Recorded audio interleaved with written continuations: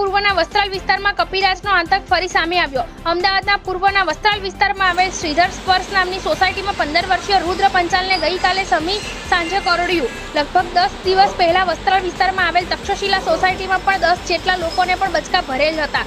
આજકાલ લોકો આ કપિરાજના ટોળાથી ભયનો માહોલ।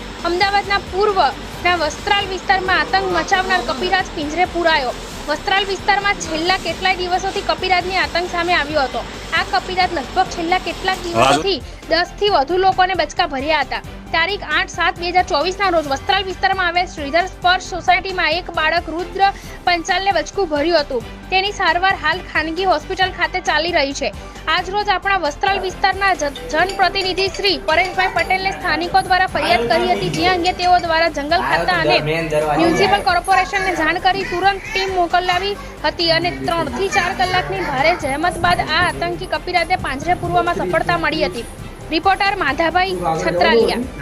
ના ના નહીં જવા દો, રવા દો 34 પછી આવેલો। બસ હવે આવશે, હવે આવ્યો જો, હવે આવશે જો ભાઈ એ આમ ગયો પછી જો પેલી બાજુ પાછળ ગયો આખો, જો પાછળ આવ્યો, પાછળથી સાયકલો ભટકાણો ને એટલે લોચા પડી ગયા। જો એ પડી ગયો ને એટલે એને બચકું ભરી લીધું। નહીં તો ના ભરે, જો કેવું બચકું ભરી લીધું, પણ એક જ સેકન્ડમાં જો 2 બચકામાં તો એક પેલા પગે ને એક પેલા પગે, કોઈ પેલો ભાગ્યો, કોઈ ભાગો બિચારો તો